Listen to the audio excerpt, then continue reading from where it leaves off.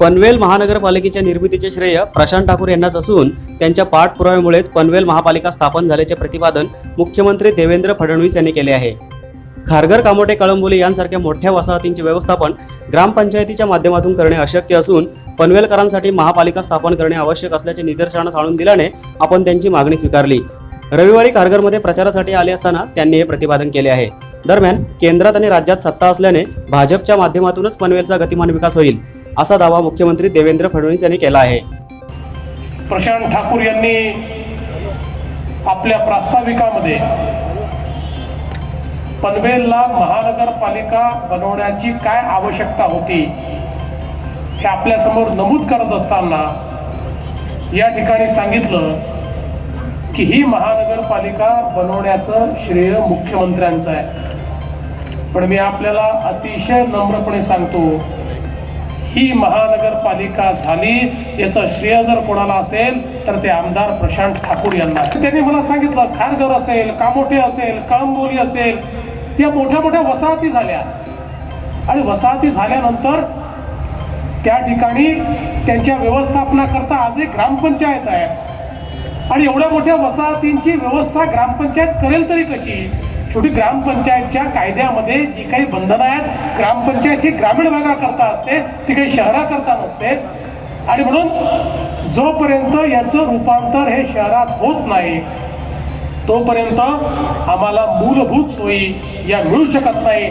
5 लाखापर्यंत लोकसंख्या पोहोचली आणि ग्रामपंचायतीचा कारभार चाललाय आणि म्हणून खऱ्या अर्थानं त्यांनी मला सांगितलं, कुठे सिडको आहे, कुठे ग्रामपंचायत आहे, कुठे MIDC आहे, कुठे MMRD आहे, इतक्या वेगवेगळ्या ज्या काही प्राधिकरण आहेत त्या प्राधिकरणाचा भडीमार हा आम्हाला सहन करावा लागतो आणि म्हणून आमच्या पनवेलकरांची सुटका तुम्ही करा आणि 25 वर्षाचा जो आमचा लढा आहे तो लढा यशस्वी करण्याकरता महानगरपालिकेत याचं रूपांतर करा आणि त्यांची मागणी मी स्वीकारली आणि ही महानगरपालिका या ठिकाणी केली। ही गोष्ट वेगळी आहे की आज जे आमच्या विरुद्ध लढतायत आणि मतं मागतायत त्या प्रत्येकाने हा प्रयत्न केला की ही महानगरपालिका होऊ नये।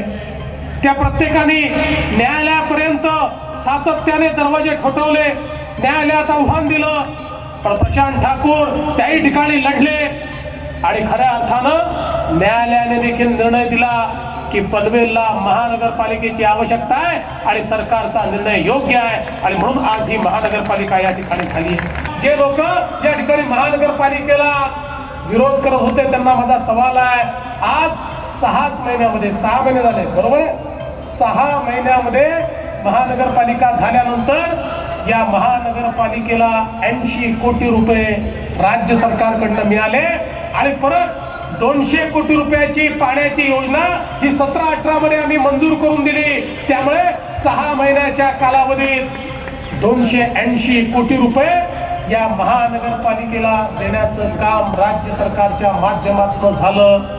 जर ग्रामपंचायत राहिली असती तर हा पैसा मिळाला असता का?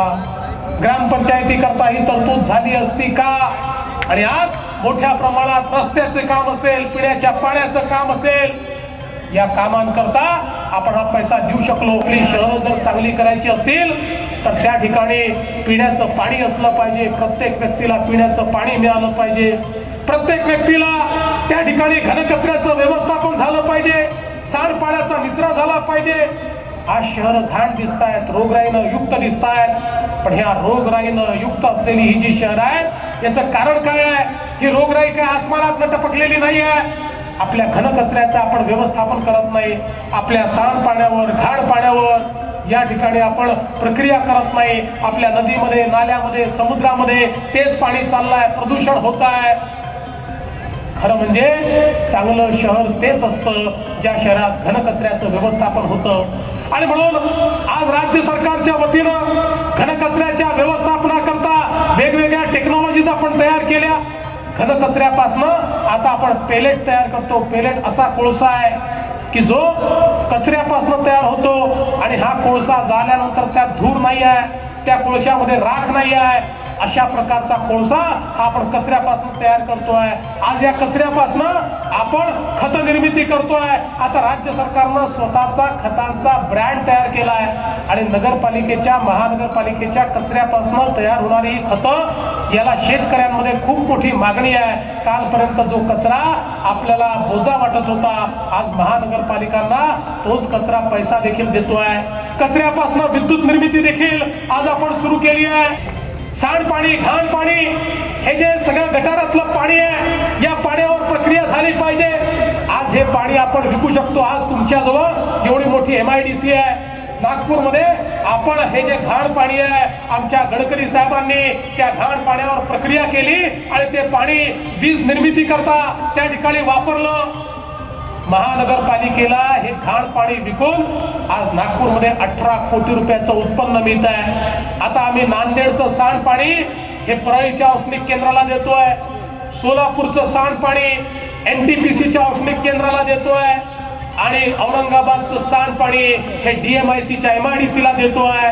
त्याचप्रमाणे या पनवेलचं जे घाण पाणी आहे, सांडपाणी आहे, हे तुमच्याकडे देखील मोठी MIDC आहे. या MIDCला तुम्ही देऊ शकता.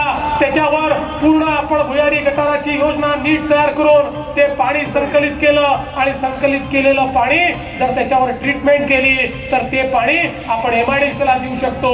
आज MIDCला जे आपल्याला चांगलं पाणी द्यावं लागतं ते पाणी आपण शहराकरता वापरू शकतो आणि त्यातनं महानगरपालिकेला मोठ्या प्रमाणात उत्पन्न देखील मिळू शकतं आणि रोगराई, मच्छर, डास, त्रास, डेंगू, मलेरिया या प्रत्येक गोष्टीपासून आपल्याला खऱ्या अर्थानं मुक्ती मिळू शकते. अशा प्रकारचं काम हे खऱ्या अर्थानं या पनवेलमध्ये आपल्याला करायचं आहे. बंधू भगिनींनो, या पनवेलचा पूर्ण चेहरा बदलण्याचं काम हे भारतीय जनता पक्षाच्या नेतृत्वामध्ये आम्ही करायचं ठरवलं आहे.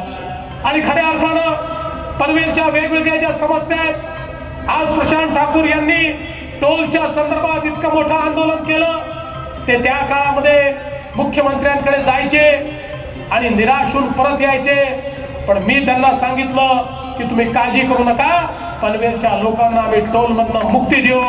आणि त्याच्यावर त्यांनी विश्वास ठेवला आणि मला सांगताना आनंद वाटतो. आम्ही जे बोलतो ते करतो आणि ते आम्ही करून दाखवलं आणि टोल मधनं तुम्हाला या ठिकाणी खऱ्या अर्थानं मुक्ती मिळाली. आज खरं म्हणजे एक क्षेत्र अत्यंत महत्वाचं क्षेत्र आहे. या क्षेत्रामध्ये विशेषत्वाने नवी मुंबईचं एअरपोर्ट आल्यानंतर या क्षेत्राचं खूप मोठं या ठिकाणी महत्व वाढणार आहे. मला सांगताना आनंद वाटतो. 15 वर्षापूर्वी, 20 वर्षापूर्वी नवी मुंबईला एअरपोर्ट बनवण्याचं ठरलं. पण नवी मुंबईचं एअरपोर्ट आपलं सरकार येतपर्यंत केवळ स्वप्न राहिलं. 2014च्या ऑक्टोबरमध्ये सरकार आलं. 2015 पासून मी प्रयत्न सुरू केला. सगळ्या मान्यता या त्याला मिळत नव्हत्या. माननीय मोदीजींच्या व्हिडिओ कॉन्फरन्सिंग मध्ये मी टाकलं 8 महत्वाच्या मान्यता होत्या. व्हिडिओ कॉन्फरन्सिंगच्या दिवशीपर्यंत 7 मान्यता प्राप्त झाल्या आणि व्हिडिओ कॉन्फरन्सिंग मध्ये मोदीजींनी विचारलं 8वी का नाही. 7व्या दिवशी 8वी देखील मान्यता या ठिकाणी प्राप्त झाली.